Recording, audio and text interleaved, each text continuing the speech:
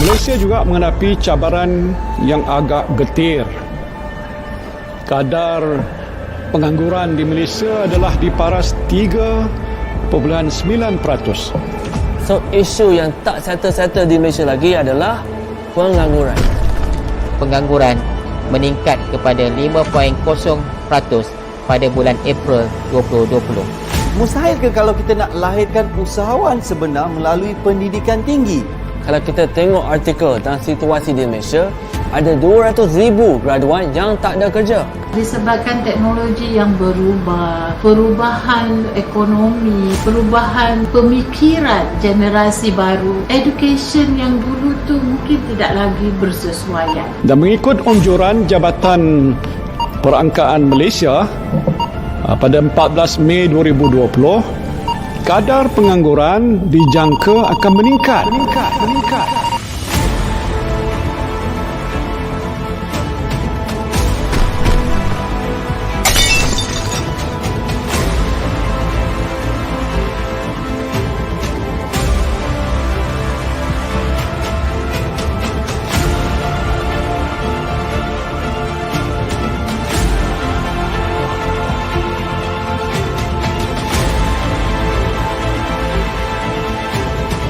A marriage, perkahwinan antara traditional learning and kemahiran.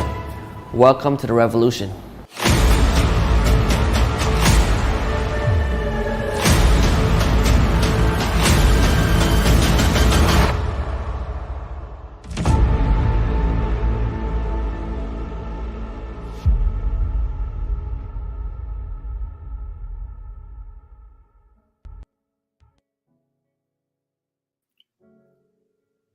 Hey, good morning. How was everyone's weekend? So good. Weekends are always so short, right? Right. So today we're going to start a new whole entire series for the week. And what I like to do today is start to talk about body language. Body language is somewhat the most interesting part of communication. It actually 55% of your communication every single time is based on body language, right? So, hey, morning, Danish. I just noticed that you're there. Hey, good morning. So what is this body language all about? Hey, Shaban, happy Monday. Yes, body language is what I always call it. It's the only thing that cannot lie. Yes, that's right. You are saying your body can't lie. Hi, Hamiza. Yeah, so what we are saying is that sometimes whenever you have a conversation with people, right, it's like in a 10-minute conversation in a normal social context, every one of us will have lied at least about 2 to 3 times. Now, you're going to say, hey, Adrian, that's not fair. How can you say that I'm lying? No, let's put it this way. Sometimes people, this is what we call by social etiquette. It's called white lies. If I say that I feel a bit fat and I come to, let's say I came to Hamiza, I feel that I'm a bit fat. But inside Hamiza's brains, most will say, yeah, you're actually fat. But it's not nice, right? It's not polite. So normally when people kind of tell you, hey, I think I'm fat, you're not gonna say, hey, I think you are fat. So so be it. You can't, right? Normally you say, oh no, you're just a guy. It's good for you to have a bit of meat, not nice to have to be too skinny, etc. So basically body language is one thing that when you tell a lie or a white lie using your mouth, you will notice that your body will react in a very different format. That is why, if you remember, one of the sessions I actually did is that we always say men have got 5 senses, women have got 6 senses. The 6th sense is because basically women can read body language much better compared to men, and that's what it is. Because if you ask a lady, she would automatically know if the guy can be trusted or cannot be trusted. Right. Now, what is this whole body language is all about? Right. So now, if you want to influence a person, you need to know how to use your hands and your gestures and everything. I think I covered that in one of the sessions, but this week we're going to cover more in depth. So one thing you want to know about body language is whatever happens in the inside of you is reflected outside you. I'm going to repeat that. Whatever happens in the inside of you is reflected on the outside. That means whatever that your thoughts will be, your body will have to project it to the world.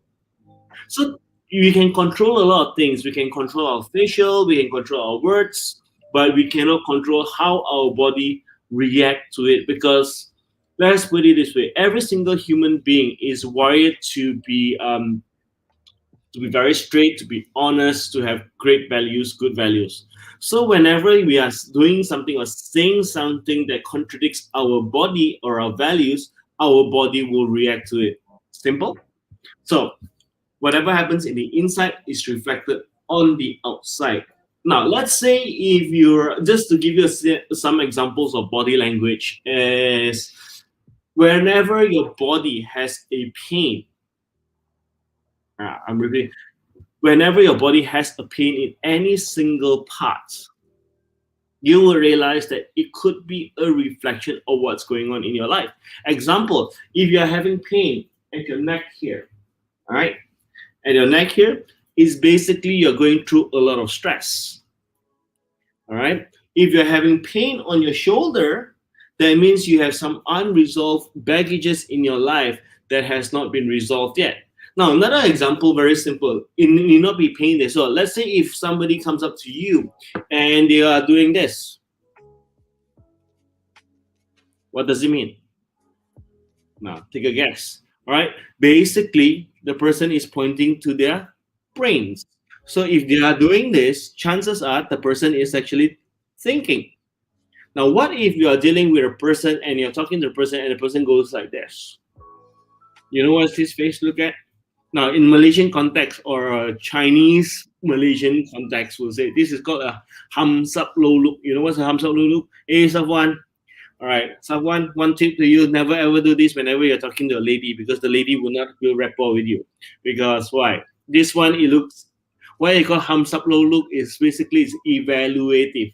Now, let's say if you're talking to a person and you're giving a person technical data and the person is doing this. The person is just basically evaluating the information that you are sharing. So basically, it actually helps, because the other day I was sharing financial planning with a person, and halfway through I was talking, and the person went, Now, what does it mean? Does it mean the person is interested or not interested? All right. So the thing is, when she did this, I know that she will most probably be interested, because she is already processing the information that I'm actually sharing with her, and therefore I know the person has the potential to buy. You follow what I'm saying? So being attentive towards a person's body language is very, very important as well. Let's say if you are talking to a person and the person is sitting down there, relaxing, and suddenly you said something and the person automatically sat up. Now, what does it mean? Now, if you're in doing a sales pitch context, because we're talking about building your businesses here, if you're doing a sales pitch, this is the time when you have to shut up. When literally shut up, that means stop talking. Why? This is a relaxed position, and this is an action-based position. This will mean that the person is either two things. One is ready to sign the contract, or two is ready to leave. So you have to calibrate your client to see whether the person is wanting to sign or not. And one of the ways when we talk about questions, question techniques in one of these sessions is give the person a double bind. When the moment you see the person's body language change, please quickly keep quiet and ask, would you like to take delivery? Is it this week or next week? Give them a choice and see if you can go for the close. Because the more you say or more you keep on explaining things, sometimes you lose your audience. So that's what it is. It's always short, sharp, and sweet. And you need to notice the body language, because body language gives you those cues. Now, let's say if you have got staff working with you. All right. Hey, morning, Sophie. Hey, morning. So if you've got staff working with you, this is one thing I always tell people. If you have a staff or immediate report that is talking to you and you keep on asking questions and the person does this along the way, now what does it really mean? It actually means the person is hot under the neck. Hot under the neck will mean that the person is feeling very tight, is feeling very, they couldn't breathe. Because body language, whatever happens in the inside is reflected on the outside. So it's a metaphor. So if the person's like that, that means dia tak boleh nafas. It means he cannot breathe. And that means you have to let go, change topic, and come back. So if you can look at all the language cues when it comes to body language, you will start realizing that everything is a telltale sign. Even you look at the last one, I'll let you off before I end today and continue tomorrow, is this. For those people who have got spouse here, or a girlfriend or boyfriend, notice when you all hold hands. I'm not sure if my Muslim friends are allowed to hold hands before marriage, but if you're going to hold hands, whose hand is on top? You will notice typically the man's hand is always on top. Go back and automatically hold your husband or wife's hand, see who's is on top, who's at the bottom. It basically means who's the dominant one in the relationship. So these are all unconscious things that you will start noticing. Or one of the things that I used to love to do when I do face-to-face training is to get my participants to observe in shopping malls, in stalls. How do people walk? How do people talk? Everything is a telltale sign. Hey, Fatin, good morning to you too. Right, so the key to body language is to be able to be attentive. And tomorrow we're going to come back about eye assessing cues, muscle tone, what does it all mean, different body language gestures, and what does it all mean. So along the way, I'll give you, this week we're going to give you tips and techniques as to what to observe. But the first thing I want to let you off with today is what body language is. Whatever happens in the inside is reflected on the outside. Your words can lie, but your body cannot lie. Okay, that's what people normally do in terms of interrogation techniques. All right, so till tomorrow morning, we'll come back and to talk more about what your body language means. So till then, thank you and have a great day ahead. Bye, guys.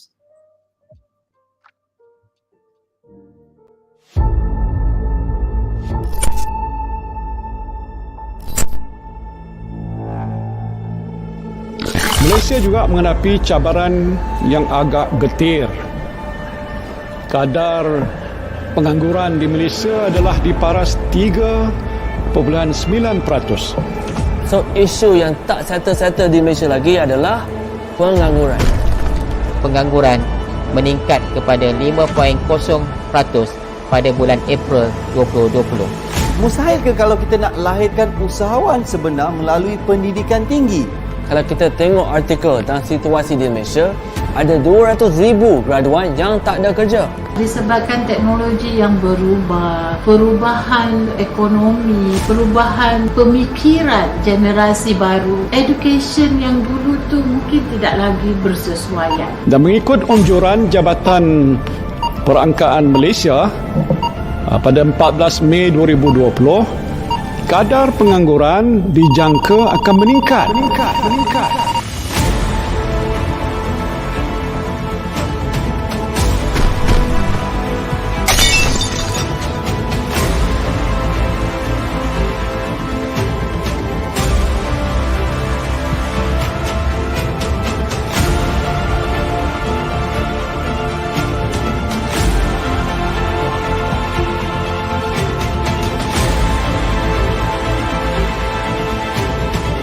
marriage perkahwinan antara traditional learning and kemahiran. Welcome to the revolution.